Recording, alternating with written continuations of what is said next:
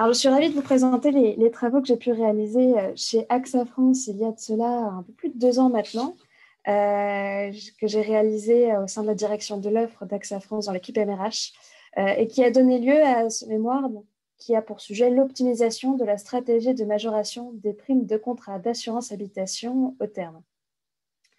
Alors, sans plus tarder, je vous propose de rentrer dans le vif du sujet. AXA, nous avons eu un problème. Quel est-il? Le portefeuille MRH d'AXA France est en hémorragie. Et pour cause, on voit en fait qu'il y a une augmentation significative du nombre de résiliations, tandis que le nombre d'affaires nouvelles n'augmente pas suffisamment pour compenser cette augmentation de résiliation. Ce qui provoque un apport net, donc une différence entre le nombre d'affaires nouvelles et le nombre de résiliations, donc un apport net négatif et qui dure. Alors, cette augmentation de résiliation, vous le voyez sur ce graphique, elle démarre, elle coïncide en tout cas pas mal avec l'arrivée de la loi Hamon en 2014, qui permet de faciliter les démarches de résiliation des contrats d'assurance type habitation ou auto au bout d'1 an de souscription.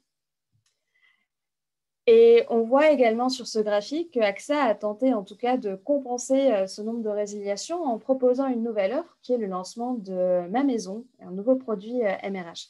Donc, ça a permis d'augmenter un peu le nombre d'affaires nouvelles sans pour autant compenser et annuler le nombre de résiliations. Alors, si on prend les causes de ce nombre de résiliations qui augmente, alors il peut y avoir l'insatisfaction de service, une mauvaise relation avec l'agent général ou avec le courtier, ou bien tout simplement une mauvaise gestion du sinistre qui provoque le départ de l'assuré. Ça peut être aussi la capacité du client à accepter sa majoration au bout d'1 an de souscription du contrat. Et comme je l'évoquais, la loi Hamon en 2014. Alors là, on se focalise sur des résiliations type tarifaire, donc l'augmentation du tarif provoque un départ de l'assuré. Il peut y avoir également des résiliations naturellement pour cause de départ, ou si on se focalise sur les étudiants, il y a des effets saisonniers où en général les résiliations de contrat d'assurance se passent pendant les vacances d'été. Mais là, néanmoins, on se focalise sur les particuliers hors étudiants et on se focalise sur les résiliations tarifaires. Et alors, ces facteurs-là provoquent une augmentation du taux de résiliation moyen du portefeuille et donc un apport net négatif, comme je l'ai évoqué tout à l'heure. Alors, pourquoi c'est problématique? Eh bien, parce que cet apport net négatif provoque une diminution du volume du portefeuille MRH et une difficulté de ce portefeuille à se renouveler. Donc, à ce moment-là, en tout cas il y a 2 ans, on considérait que le portefeuille était véritablement en run-off. Et c'est encore plus problématique parce qu'une résiliation d'un contrat MRH peut provoquer chez les multidétenteurs des résiliations d'autres contrats MRH, par exemple, ou auto, ou sur d'autres branches d'assurance. Donc, ce n'est pas seulement un enjeu sur l'assurance habitation, mais c'est aussi un enjeu sur le reste des activités AXA en termes d'offres. Quel a été mon plan d'action pour répondre à cette hémorragie? L'objectif, c'est justement de la contenir en minimisant le taux de résiliation sous contrainte de profitabilité. Alors, merci Internet, la connexion est instable, mais j'espère que vous continuez à m'entendre. Sinon, hurlez sur le chat, on vous a perdu. Donc, l'objectif, c'est de contenir cette hémorragie en améliorant l'apport net, en minimisant le taux de résiliation sans dégrader la rentabilité. Bien sûr, il y a plusieurs manières d'améliorer l'apport net. On pourrait créer encore une nouvelle offre ou fidéliser davantage le client. Et nous, on se focalise justement sur le taux de résiliation. Et notre contrainte, ça va être la rentabilité qu'on matérialise par l'expected loss ratio de notre portefeuille, qui est le rapport entre la somme des primes pures de nos contrats sur la somme des primes commerciales. Et comment? Eh bien, on se propose de jouer sur un levier qui est le niveau de majoration. Et les premières statistiques descriptives que nous avons pu mener montrent effectivement qu'il y a une corrélation entre le taux de résiliation tarifaire à l'échéance du contrat, donc à la date d'anniversaire du contrat, et l'augmentation du niveau de majoration. Plus la majoration est importante, plus la probabilité que plus la probabilité que l'assuré résilie son contrat est importante. Alors, pour ce faire, on va essayer d'aborder le problème sous un angle de l'efficacité. Donc, évaluer l'efficacité de la stratégie actuelle de majoration des primes au terme, c'est-à-dire quelle combinaison, quel dosage on doit appliquer pour faire en sorte que notre stratégie soit optimale. Comme je l'évoquais tout à l'heure, notre objectif, en fait, c'est de minimiser le taux de résiliation. Donc, on aura une dimension résiliation sous contrainte de rentabilité, donc on aura une dimension selon le LR. Et il y a pas mal de combinaisons possibles d'applications de majoration qui nous permettent de rendre notre stratégie optimale. Si on minimise le LR, ça veut dire qu'on charge quand même pas mal notre prime commerciale, mais néanmoins, ça va provoquer un taux de résiliation. Mais en termes d'efficacité, l'assureur peut s'y retrouver éventuellement. Et à l'inverse, plus on va baisser les primes commerciales, plus on va dégrader la rentabilité et on va quand même améliorer le taux de résiliation. Donc, cette zone grise, c'est l'ensemble des stratégies accessibles par AXA ou pour n'importe quel assureur. Et cette ligne bleue, c'est la frontière efficiente à l'image en fait, de toute frontière efficiente qu'on peut trouver, les frontières efficientes de portefeuille, par exemple. Et notre objectif, ça va être de se demander où est-ce qu'on se trouve en fait, dans cette zone-là. Est-ce qu'on est loin de cette frontière efficiente? Si on est loin, comment on va faire pour se rapprocher? Et où se rapprocher sur cette frontière? Et effectivement, comme notre objectif, à la base, je le rappelle, c'est de minimiser la résiliation pour obtenir un apport net au mieux positif, on va essayer de se situer entre ce point orange et ce point vert qui vont permettre à la fois de minimiser le taux de résiliation et aussi de maintenir, voire d'améliorer la rentabilité du portefeuille. Le plan d'action, du coup, pour répondre à cette stratégie et chercher à être efficace. Alors, on va tout d'abord, puisqu'il s'agit d'un problème d'optimisation, on va trouver les majorations qui vont nous permettre d'atteindre cette frontière efficiente. L'optimisation va nécessiter la modélisation de deux fonctions de la majoration.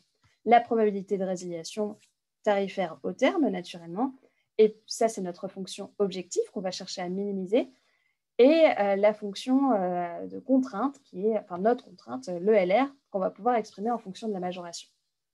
Ces deux fonctions-là, on peut les obtenir à partir de trois modèles. Le modèle de prime pure interne qui est déjà donné chez AXA, un modèle de résiliation que nous allons modéliser par la suite, et un modèle de crédit commercial. Le crédit commercial, finalement, c'est le rabais que peut accorder un agent général à un assuré si ce dernier lui demande un geste commercial en disant « Écoutez, je n'ai pas utilisé cette année, je ne vois pas pourquoi vous m'augmentez d'autant, s'il vous plaît, faites un effort. » Et donc ça, c'est assez nouveau dans cette modélisation, en tout cas dans les modèles que réalise AXA, c'est modéliser ces rabais-là. Une fois qu'on a ces fonctions de la majoration, on va pouvoir réaliser cet algorithme d'optimisation pour obtenir les majorations optimales et se situer sur la frontière efficiente que j'évoquais tout à l'heure. Alors, vous me voyez venir, en fait, cette étape-là, elle est assez conséquente, elle est chronophage, et l'objectif, c'est de faire en sorte que finalement les actuaires au niveau opérationnel utilisent toutes les conclusions qu'on a pu tirer de cette première étape. Mais si ça prend du temps, on peut se dire qu'il y a peu de chances qu'ils utilisent ces modèles. Donc l'idée, c'est de faire un reverse engineering pour créer un modèle de prédiction des majorations optimales. Donc à partir de ces majorations optimales, on va pouvoir modéliser un modèle qui va nous permettre très rapidement de déterminer pour un contrat donné, déterminer la majoration optimale. Et à cette occasion, nous allons pouvoir interpréter ces résultats grâce à la théorie des Sharpe Values, parce que vous le verrez tout à l'heure, les méthodologies, les modèles que nous utilisons pour prédire ces majorations optimales ne sont pas les plus transparents.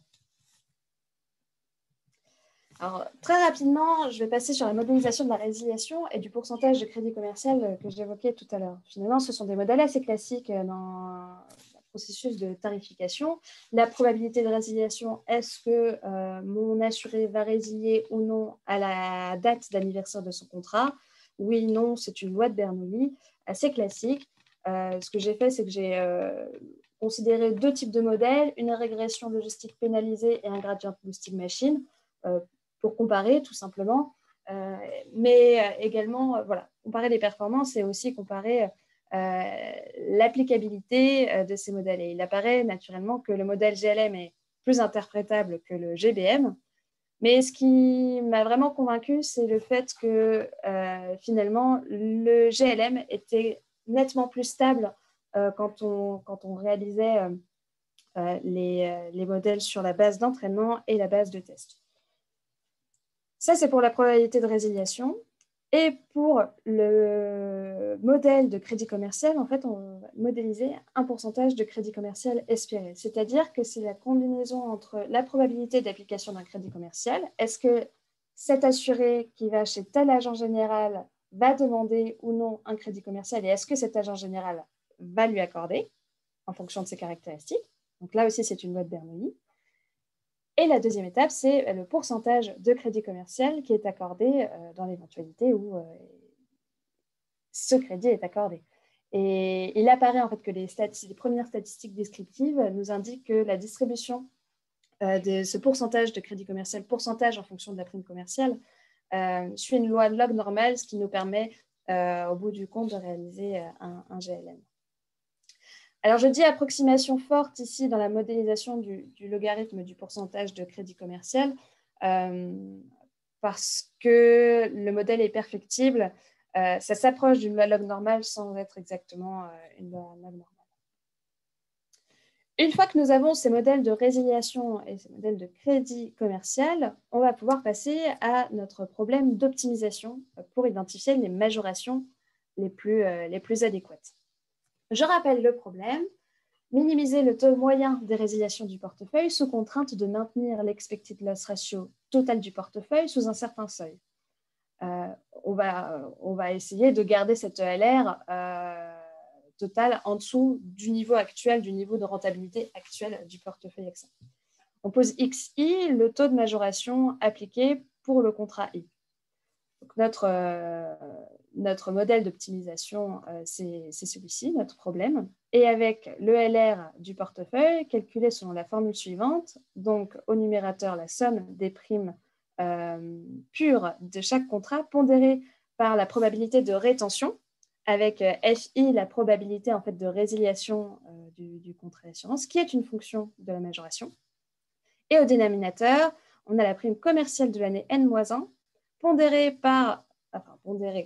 à laquelle on augmente, en fait, on applique la majoration, pondérée par la probabilité de rétention, et auquel on applique le rabais, l'éventuel crédit commercial. En tout cas, c'est l'espérance du crédit commercial qu'on applique ici. Et comme vous le voyez, eh bien, notre taux de majoration, en fait, notre majoration, elle est présente à la fois dans la fonction objectif et aussi dans notre contrainte. Donc, on va jouer là-dessus pour les identifier, pour identifier les majorations optimales. Et qui dit optimisation sous contrainte dit naturellement, enfin de manière assez directe, utilisation du Lagrangien. Alors le problème chez AXA France, enfin je ne sais pas si c'est un problème, c'est presque un avantage, mais en tout cas c'était problématique pour le mémoire et pour la résolution de ce problème d'optimisation, c'est qu'il y a N majorations à optimiser parce qu'il y a N contrats avec un nombre de contrats très très grand. Et ce, même si on prend des contrats pour chaque mois. Ce qui a nécessité en fait de faire preuve d'astuce parce que malheureusement aujourd'hui nous n'avons pas encore d'ordinateur quantique pour réaliser des calculs en parallèle et de façon suffisamment rapide. Donc les hypothèses fortes que nous avons faites, que j'ai faites pour permettre d'identifier ces majorations, ce sont les suivantes. Considérer que les majorations XI sont indépendantes, mais surtout que les comportements des clients sont indépendants. Et ça, c'est pas forcément... c'est pas toujours le cas. Mais bon, en tout cas, en première approximation, ça peut être utile. Sur cette base-là, nous avons ici, je rappelle, le problème d'optimisation. Et le Lagrangien correspondant est celui-ci, avec lambda le facteur de Lagrange, et l'objectif, c'est bien de minimiser ce Lagrangien. Et quand on regarde en fait la façon dont ce Lagrangien est écrit, c'est aussi la somme de Lagrangiens indépendants pour chaque contrat I. Minimiser ce Lagrangien global revient à minimiser la somme de plusieurs Lagrangiens indépendants. Et on peut montrer que sous ces hypothèses fortes-là, la minimisation de la somme des Lagrangiens indépendants est égale à la somme du minimum des Lagrangiens. Et de cette manière, on va pouvoir diviser notre problème global en n problèmes individuels. Donc, pour chaque contrat I, on va pouvoir réaliser une minimisation du Lagrangien. Et ce qui relie chaque problème individuel au problème global du portefeuille, ça va être le lambda commun. Et à partir de là, on va pouvoir résoudre n problèmes individuels et on va pouvoir évaluer des KPIs sur le portefeuille, naturellement le taux de résiliation moyen, puisque c'est ce qui nous intéresse, le LR total du portefeuille et également le chiffre d'affaires. On va être également capable de retracer la frontière efficiente. Alors, le gros problème avec le gros problème, finalement, ça n'en est pas réellement un, mais en général, quand on veut réaliser un problème d'optimisation, en tout cas, c'est ce que je cherchais lors de ce mémoire, c'est trouver un optimal global.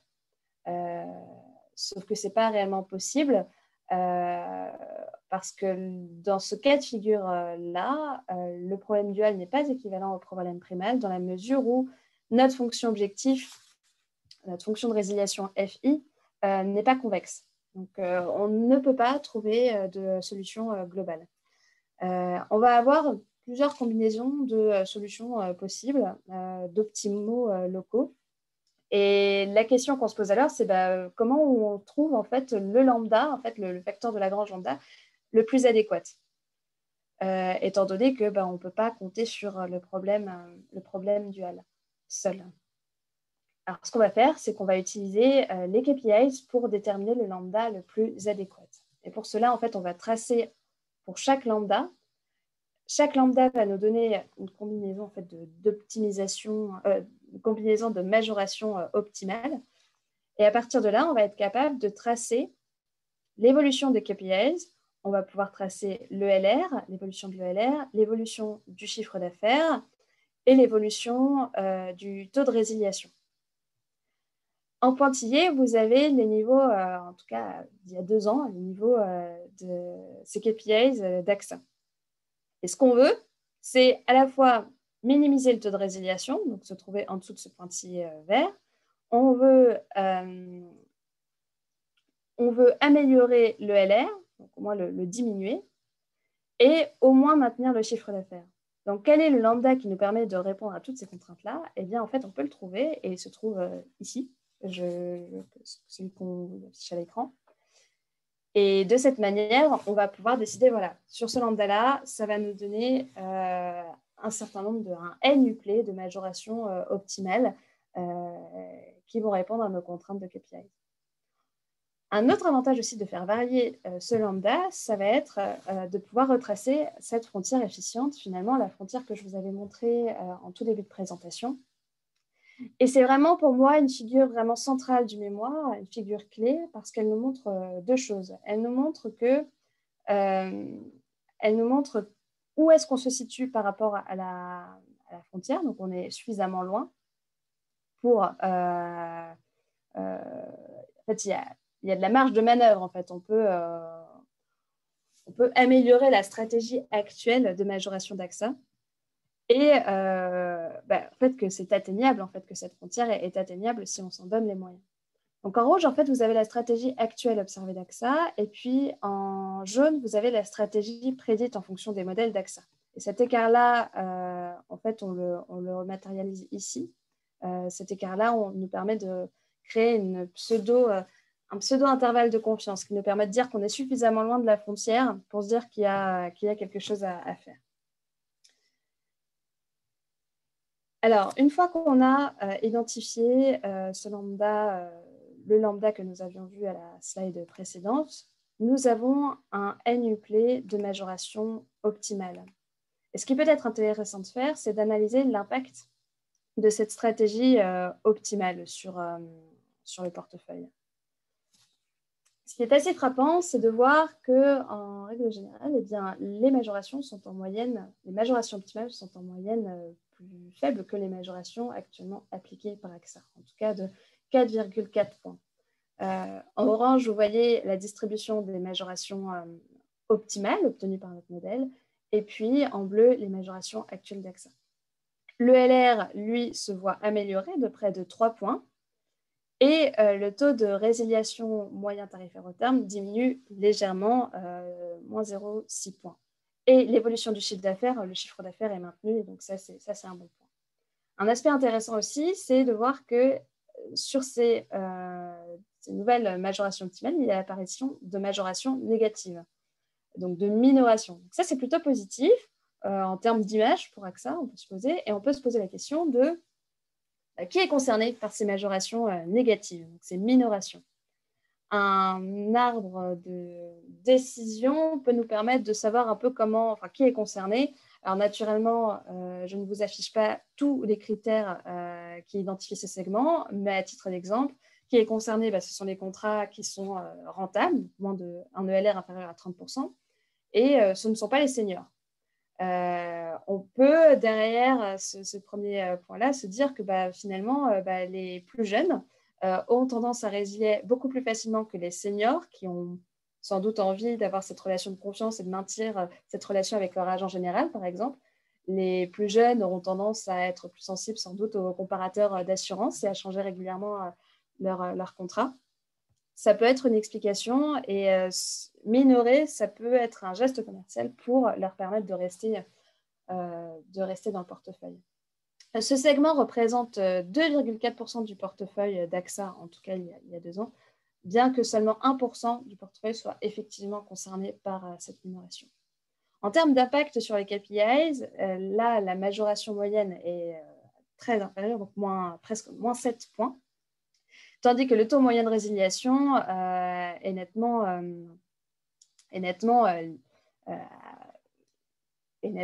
amélioré, en tout cas près de moins 25 points.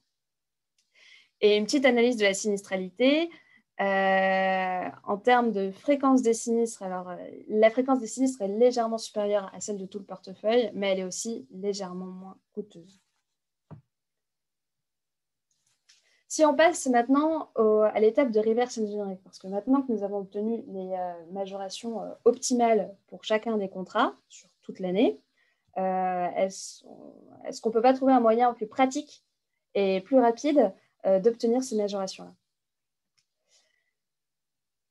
Alors, l'objectif, c'est de prédire ces majorations optimales que nous venons d'obtenir à partir des variables explicatives actuellement utilisées par les actuaires AXA pour le calcul des nouvelles primes au terme. Le problème que j'ai pu rencontrer, c'est que quand on trace la distribution des majorations optimales, eh bien, la distribution n'appartient pas à une famille exponentielle. Alors, bon, il y aurait une possibilité, ce serait de trouver un autre lambda qui permette, ou d'autres contraintes qui permettent d'obtenir une distribution de majoration optimale qui soit une famille exponentielle. Bon, ça pouvait être une solution. Néanmoins, là, on voulait rester vraiment avec les majorations optimales qu'on a obtenues et trouver le reverse engineering qui va bien. Compte tenu du fait que ça n'appartient pas à une famille exponentielle, on ne peut pas réaliser de GLM. Pourtant, le gradient boosting marche très bien, donc on ne va pas se gêner. On va faire un reverse engineering avec une choix de paramètres optimaux avec une recherche sur grille. Et ça va nous permettre de retrouver ces majorations optimales à partir des variables explicatives usuellement utilisées par les actuaires. Bon, vous me voyez venir. Le problème du gradient boosting, c'est que ce n'est pas transparent. Et ça, c'est problématique. C'est pas auditable et c'est compliqué de justifier à un agent général et puis finalement à un assuré pourquoi sa majoration est telle qu'elle est. Mais on ne va pas s'arrêter là. Il y a des solutions qui existent. il est possible, par exemple, d'expliquer ces prédictions à l'aide des SHAP values. Alors, SHAP, ça vient de Shapley Additive Explanation, explication incrémentale par les valeurs de Shapley.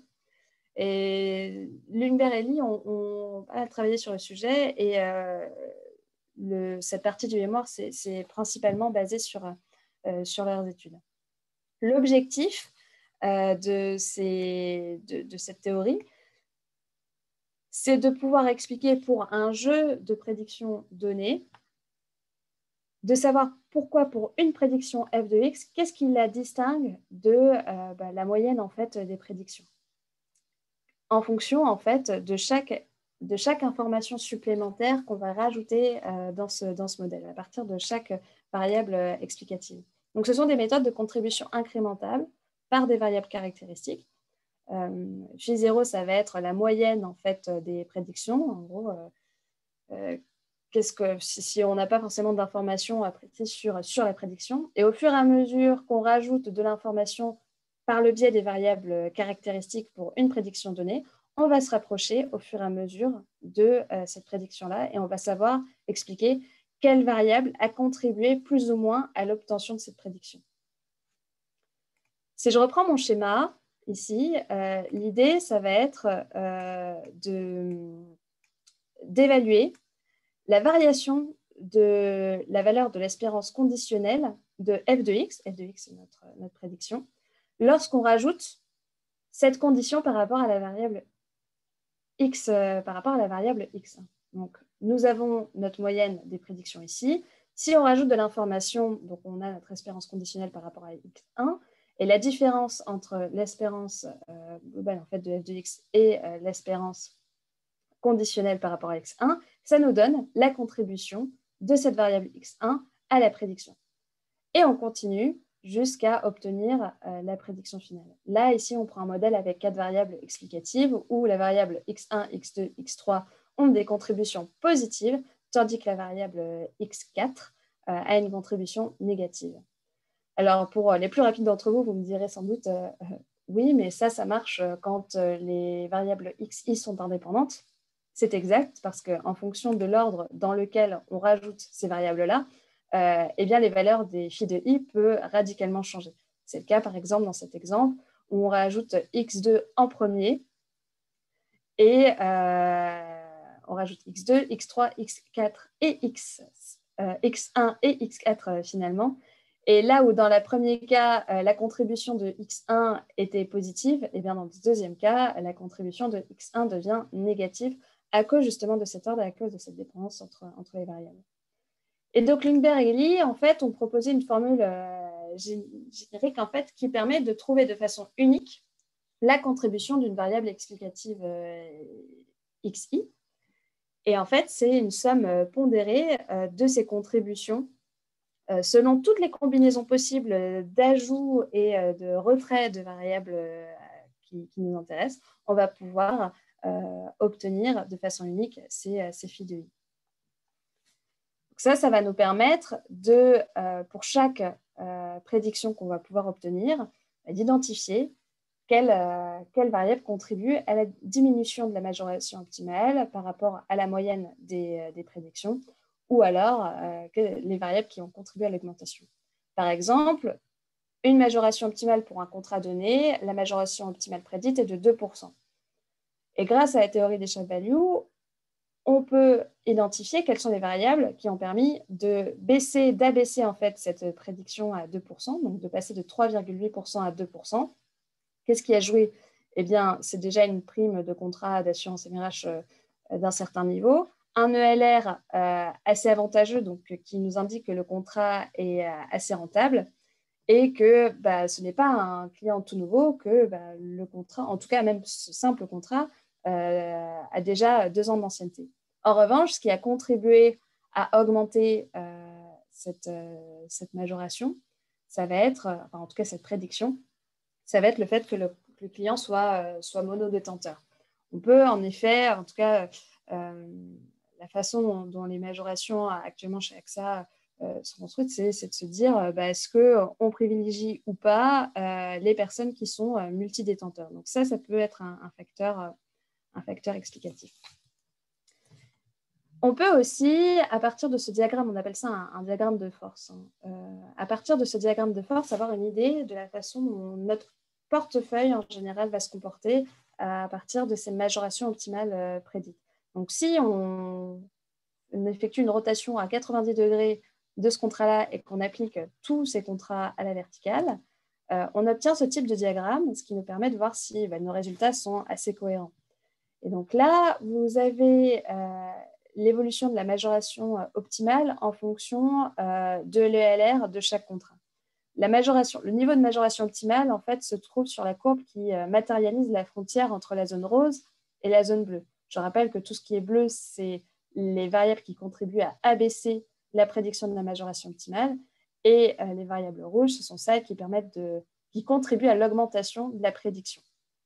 Et on voit effectivement que la tendance montre que plus le LR est important, donc moins le contrat est rentable, plus la majoration optimale suggérée par notre modèle devient importante. Donc ça confirme en fait la cohérence de notre modèle.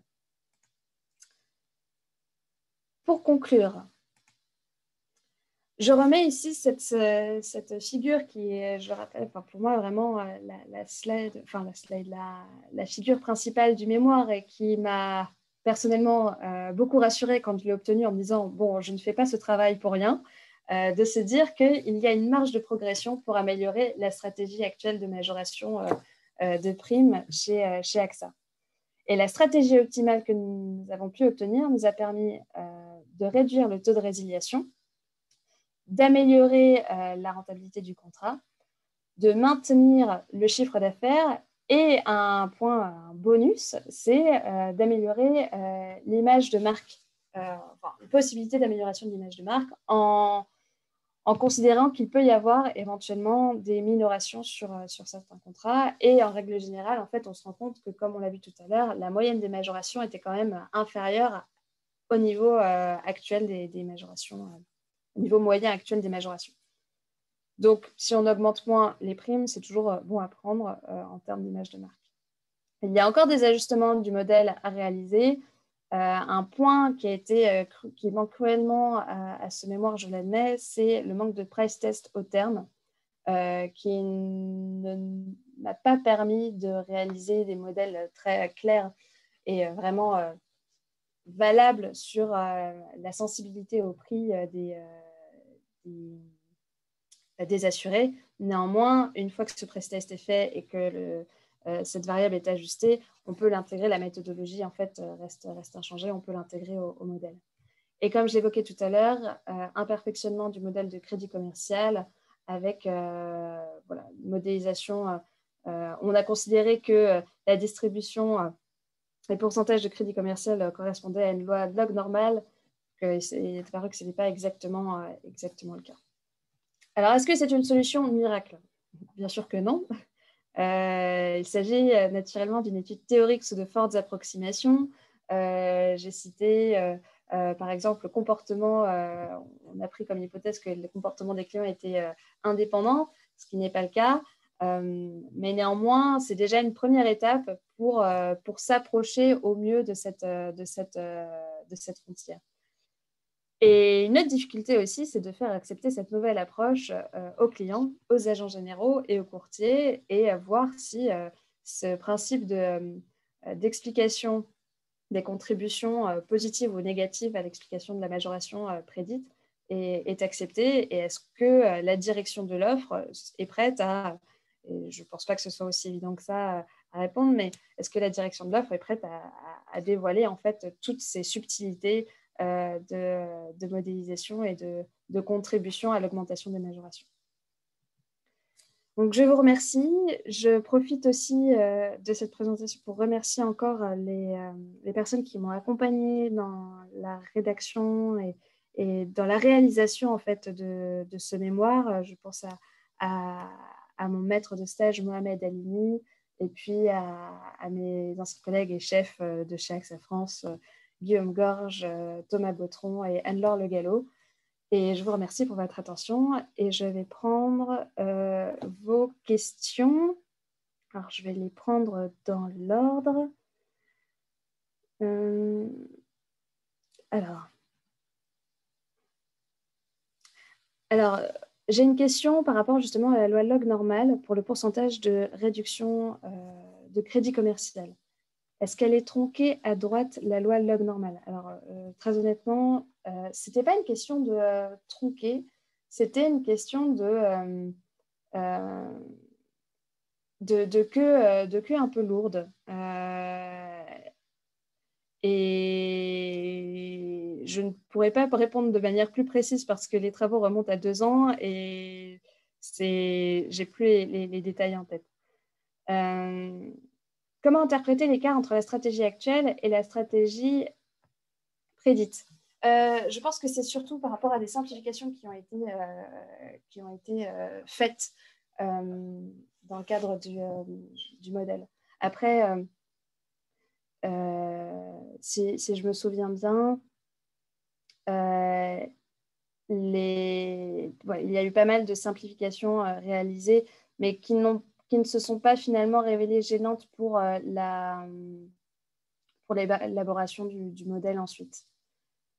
Ça fait partie, il a fallu beaucoup de temps en fait pour obtenir une base de données suffisamment robuste pour travailler dessus et voilà, l'écart en fait ne s'est pas révélé gênant. Quelle est la répartition du temps passé sur chaque partie du projet? Quels outils ont été utilisés?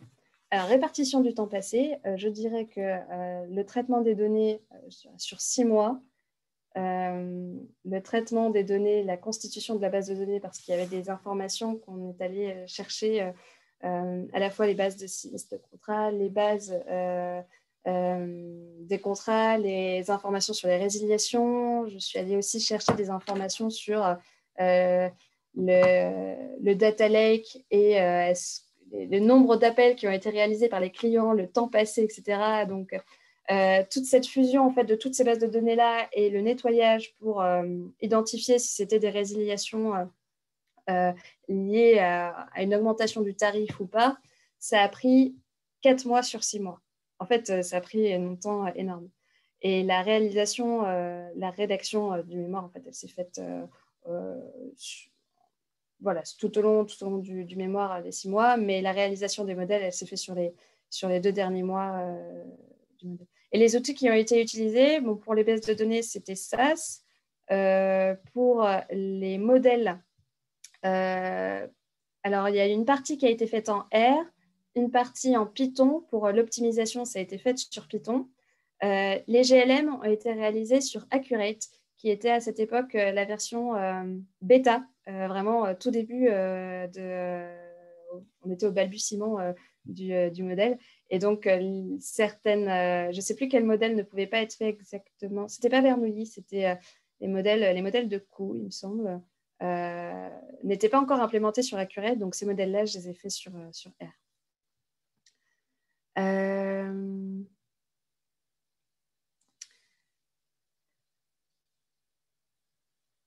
Alors, certaines majorations n'ont potentiellement pas d'historique, par exemple, plus 40%.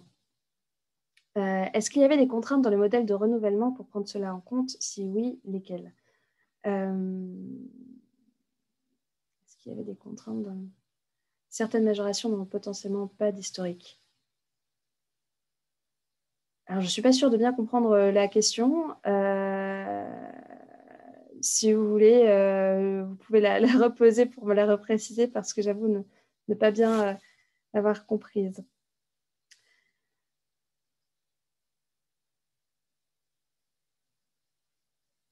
Alors, quelles sont les performances du GBM sur le modèle de reverse engineering, RMSE et variance expliquée? Si c'est insuffisant, cela pourrait générer une déformation par rapport à votre optimisation de départ. En effet, alors j'ai pas forcément les performances en tête parce que ça remonte à longtemps maintenant. En revanche, je me souviens avoir réalisé pas mal de recherches sur grille pour avoir les meilleures performances du GBM utilisé. En termes, voilà, minimiser le RMSE, ce genre de critères. Néanmoins, mon mémoire était surtout, le souffle que je voulais donner à ce mémoire, c'était initié une démarche, une méthodologie pour montrer en fait qu'il y avait une possibilité d'améliorer cette stratégie de majoration. Donc, effectivement, ce n'était pas le plus gros. Je ne me suis pas tant attardée sur absolument obtenir des performances les plus incroyables et surtout, le temps me manquait à un moment donné. Mais voilà, c'était l'objectif, c'était de proposer une méthodologie et je n'aurais pas la prétention de dire que c'était les meilleurs résultats et que c'était voilà, les meilleures combinaisons de paramètres en termes de performance. C'est quand je suis partie de chez AXA pour terminer, pour d'autres aventures, j'ai passé énormément de temps à partager justement tous ces travaux avec l'équipe qui restait à la MRH et justement pour leur permettre d'affiner tous ces résultats, toutes ces méthodologies et passer plus de temps là où moi, je n'ai pas pu passer de temps sur les modèles. L'impact sur l'hémorragie, eh bien, on n'a pas encore appliqué, en tout cas pas à ma connaissance, les résultats de ce mémoire, en tout cas ces méthodologies. Je ne travaille plus chez AXA, donc je ne peux pas savoir ce qu'il en est maintenant. Mais j'espère que certaines conclusions ont été tirées. Quel outil as-tu utilisé pour la résolution du programme d'optimisation? Comme j'ai évoqué tout à l'heure, c'était Python.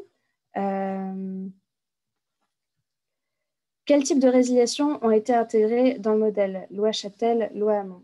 C'était toutes les résiliations. Alors effectivement, quand dans les bases AXA, quand un agent général ou courtier ou même quand l'assuré souhaite résilier,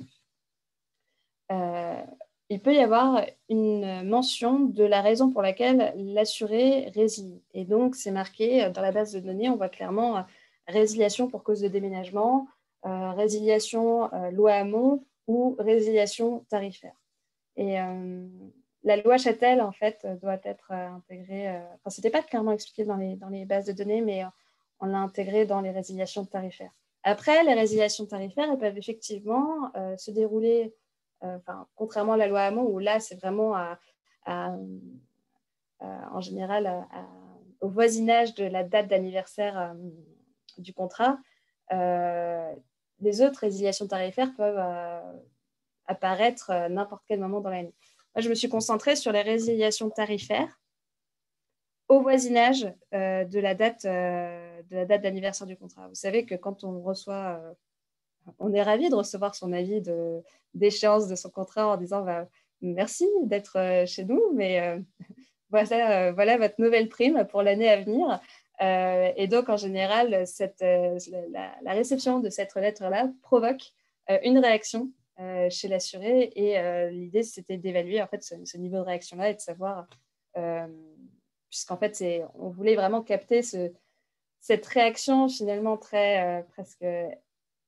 c'est une émotion, en fait, presque une réaction de l'assuré pour demander à avoir un rabais ou résilier parce qu'il a trouvé moins cher ailleurs.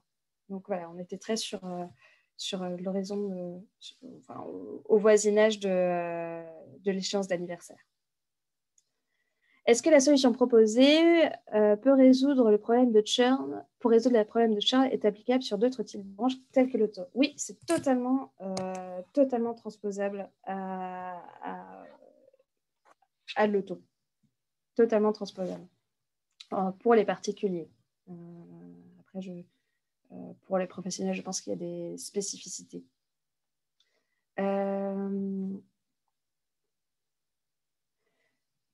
L'optimisation prend en compte un modèle de renouvellement, probabilité de renouvellement pour une majoration donnée.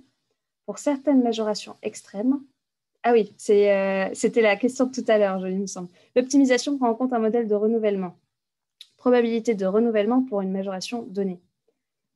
Pour certaines majorations extrêmes, un GLM pourrait extrapoler et ne pas pénaliser assez la probabilité de renouvellement. Est-ce qu'il y aurait des contraintes individuelles par contrat? J'espère que c'est plus clair. Oui.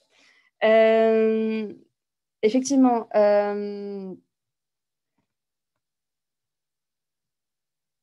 on a, si je me souviens bien, ouais, le modèle, en fait, c'est nettement focalisé sur les modèles, enfin, sur des majorations moyennes, hein. On n'a pas considéré des majorations extrêmes. Finalement, c'est un point, en fait, j'avoue, qui est une petite faiblesse, moi, dans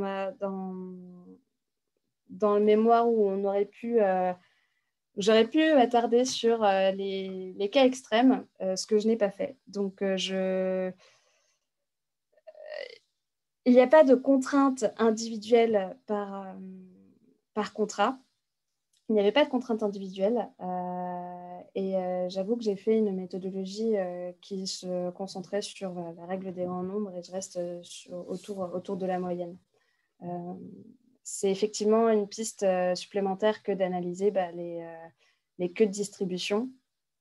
Mais des majorations pouvaient être, sur certains contrats, par expérience en tout cas, sur certains contrats, pouvaient être très, très importantes. Je n'ai pas souvenir d'avoir fait de trucage, de majoration. La fréquence ne me semblait pas significative pour être prise en compte et faire une étude vraiment à part. Ça a été néanmoins une question qui m'a été posée une remarque qui m'a été faite lors du jury pour obtenir le titre d'actuaire, qui a été dit: c'est dommage, vous n'avez pas fait d'études sur les valeurs extrêmes. Oui. Mais le temps m'a manqué et c'est effectivement un point à explorer. Je crois que j'ai fait le tour des questions. Alors, une question, oui. Est-ce qu'il y a des limites légales à cette optimisation en France? Pas à ma connaissance.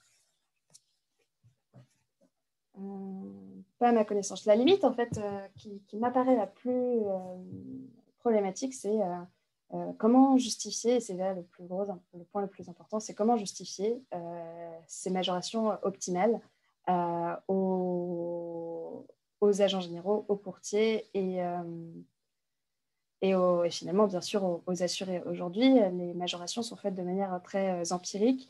On regarde le nombre de sinistres, on regarde le niveau de la prime, on regarde plein d'autres facteurs qui, combinés, ces associations nous permettent d'appliquer un niveau de majoration. Et ça, en fait, ces combinaisons sont faites sur dire d'experts et pour répondre à la volonté de la direction de l'offre en disant, voilà, aujourd'hui, on a envie de fidéliser davantage telle tranche d'âge, on a envie de récompenser les personnes qui n'ont pas eu de sinistre pendant X années.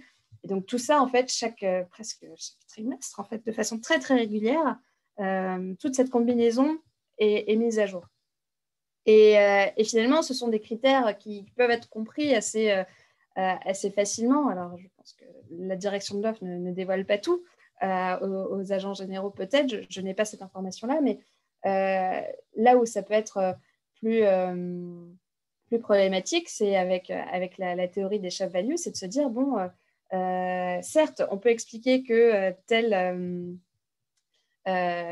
variable, la profitabilité du portefeuille diminue le contrat. Ça, l'agent généraux, il peut le comprendre, mais c'est toujours compliqué d'expliquer à un client, écoutez, en fait, votre contrat, pour nous, il est moins rentable que l'année dernière. Donc, en fait, votre majoration, elle est un peu plus importante que l'année dernière. Donc, c'est toujours compliqué à côté de cette capacité à rendre transparente en fait, ces majorations, il y a ce côté politique qui n'est pas négligeable et il y a nécessairement un travail que je n'ai pas eu l'occasion de faire, mais un travail à faire avec le marketing et la direction de la stratégie pour savoir quel est le meilleur discours à tenir. Et je pense aussi qu'un travail avec les agents généraux et les courtiers peut être tout à fait bénéfique pour construire ce discours et faire en sorte qu'il y ait un alignement d'intérêts. Donc voilà.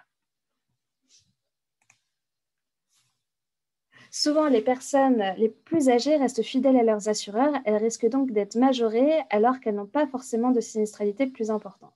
Cela ne soulève pas de questions éthiques. Oui, bien sûr, mais tout est une question d'éthique. La question éthique, elle peut aussi remonter jusqu'à ceux qui, monsieur, vous n'avez pas eu de sinistre depuis plusieurs années, que vous soyez âgé ou non, euh, mais pourtant vous êtes majoré chaque année. En fait, la question éthique, elle peut se baser sur n'importe quelle tranche d'âge.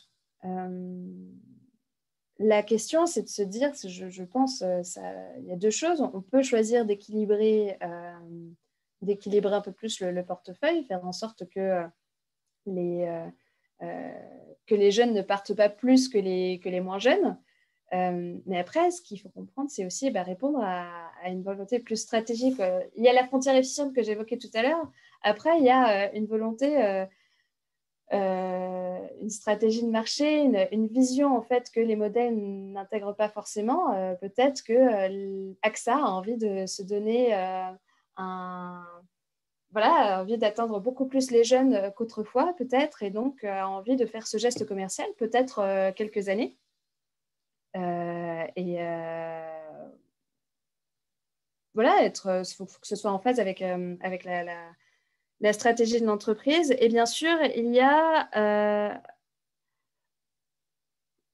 a effectivement cette question de mutualisation, éthique ou mutualisation tout simplement.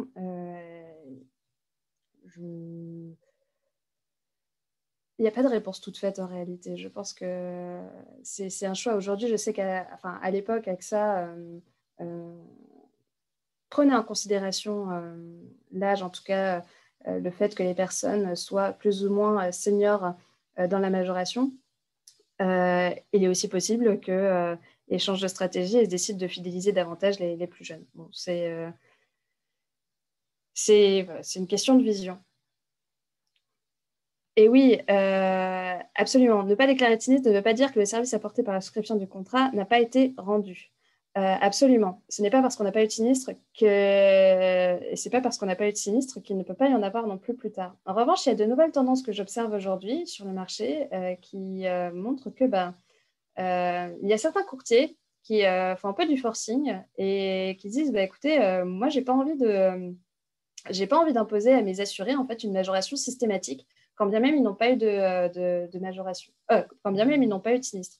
Donc ça aussi, c'est des choses, des nouvelles tendances qu'il faut prendre en compte. Il peut y avoir voilà, un nouveau système. Donc se dire effectivement que le service a été rendu, certes, le service a été rendu, mais est-ce que ça justifie une majoration pour l'année suivante si le service en fait est toujours le même et si le niveau de risque n'a pas changé, on peut se poser la question et c'est actuellement des questions qui se posent sur le marché.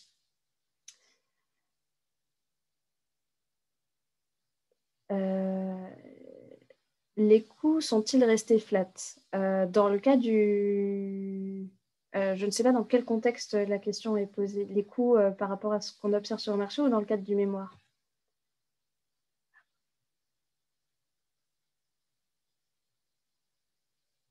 Oui. Euh, entre nous, il y a les coûts. Oui.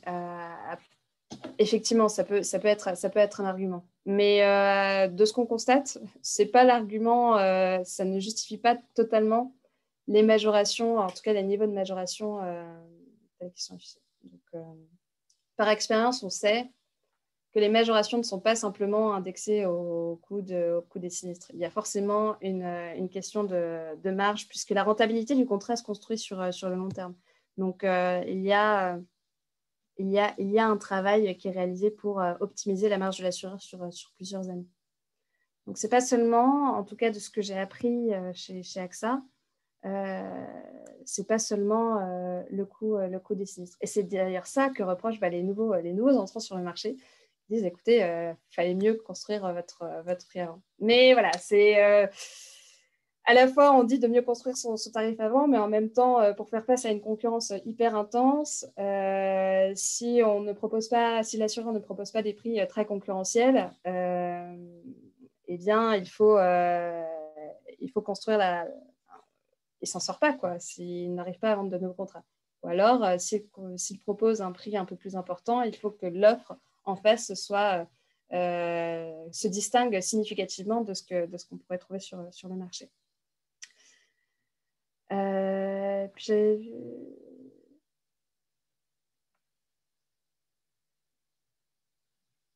Après 20 ans d'assurance, j'ai posé la question de l'évolution de mon tarif à mon assureur. Il m'a proposé de diviser la prime par 2,5.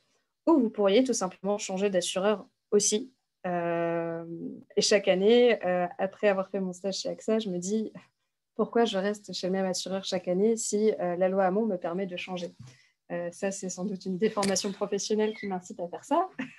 mais on peut tirer des leçons. Après, il y a toujours la relation avec l'agent général qui est toujours appréciable. Et effectivement, ça, chacun y assigne une certaine valeur. Et effectivement, si on aime bien cette relation, cette fidélité, il faut prendre ça en considération. J'espère avoir été suffisamment claire dans la réponse à vos questions. J'avoue que ces travaux remontent à 2 ans maintenant, et même si j'ai pu relire le mémoire, les bases de données ne sont plus aussi fraîches dans ma tête qu'à l'époque. Mais en tout cas, j'ai été ravie d'échanger avec vous sur ce sujet. Et puis, je peux éventuellement échanger avec vous à ce sujet sur LinkedIn ou voilà, je pense que vous pouvez me trouver facilement sur LinkedIn et discuter sur la majoration, sur l'assurance MRH dans son ensemble, avec plaisir. Merci beaucoup.